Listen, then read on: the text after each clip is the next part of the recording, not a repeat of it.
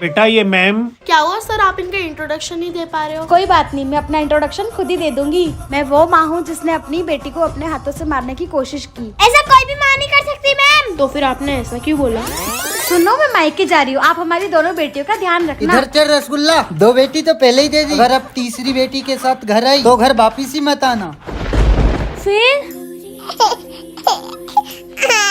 बहन तेरे पति से बात हो गई क्या है? कहा उन्होंने हमारी बेटी के बारे में? जीजा जी ने कहा अगर वो बेटी का इंतजाम हो जाएगा तो अपनी बहन को वापस भेज सकते हो।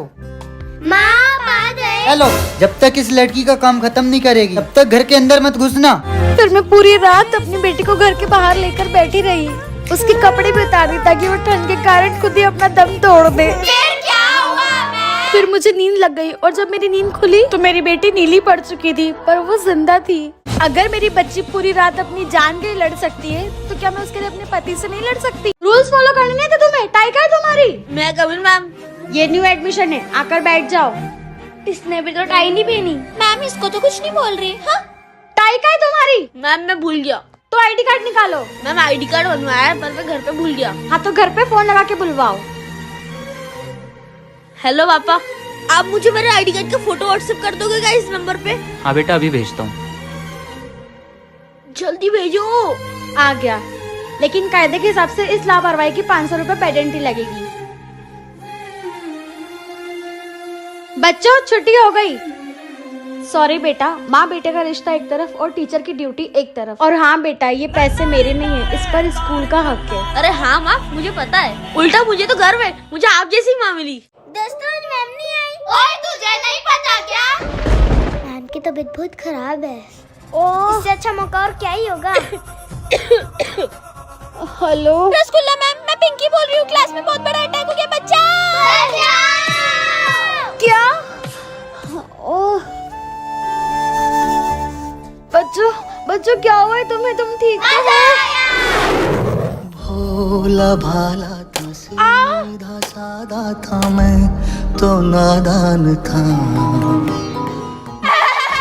मैम नाटक बंद हो गया, उठ जाओ।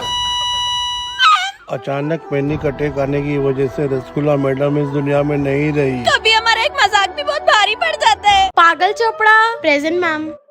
अरे भाभी पूछो ना उनसे। ओए सुन गधा प्रसाद, जी आंटी। आज भी तेरी मम्मी नहीं आई पीटीएम में? मेरी मम्मी ने बोला कि वो पूरी कोशिश करेंगे आने की। पीटीएम में भी आने की कोई कोशिश करता है क्या? ये तो हर माँ की जिम्मेदारी रहती है। और एक इसकी माँ को देखो। मम्मी इनका तो हर साल का है। इसकी मम्मी कोई भी पेटीएम में नहीं आती, खुद तो आई नहीं और घर के नौकर को भेज दिया। मेरी भी सास है, मेरे पति भी सुबह सुबह ऑफिस जाते। मुझे भी सुबह बहुत काम रहते हैं। फिर भी तुम आए ना। मैम आपका हो गया। Thanks ma'am. गधा प्रसाद तुम्हारी बारी है। यस मैम मैं आ रहा हूँ। अरे मैम, इसकी तो मम्मी ही नहीं आई है। आपके नौकर को पेपर दिखाओगे? मैम वो दरअसल इसकी मम्मी। मैम मैं लेट तो नहीं हुई ना? आप बिल्कुल परफेक्ट टाइम पे आई हो। कुछ माँ को घर के साथ साथ देश की भी जिम्मेदारी निभानी पड़ती है। ये किसको ढूंढ रहे हैं? काका मैं ये रही। रुचि बिटिया। क्या हुआ काका? बिटिया देख रही है, ये बहुत जरूरी चाबी है। कल इस चाबी से ताला खोलने जाना। बर्थडे वाले दिन भी काका मेरे से क्या ही करवा रहे हैं। रामू काका, बस आप ही चाबी उसे दे देना। ये सब क्या है? रसगुल्ला बिटिया अपनी बेटी को बता क्यों नहीं देती? तुझे सब है पता है ना। किस मुंह से बताऊंगी रामू काका अपनी बेटी को? मुझे तो कुछ समझ ही नहीं आ रहा है। काका ये सब क्या है? बिटिया वो आखिर क्या है बात काका? कल मेरी बेटी का जन्मदिन है और उसे जाकर कह दो कि मुझे कैंसर है, मेरे पास कुछ घंटे ही है। उसकी माँ तो नहीं, पर उसकी माँ के दिए हुए गिफ्ट हर जन्मदिन पर उसके साथ रहेंगे। आई मिस यू माँ। माही तेरा स्कूल आ गया। भैया कब आओगे? सॉरी बहन, लेट हो गया। भैया जल्दी करो। क्या पागल लड़का पूरा दिन एफे करके आता है? अगर इससे खुशी भी हो रही है तो ऐसा हाथ नहीं करना छोड़ रहा है। मुझे तो पागल लगता है। A for Apple.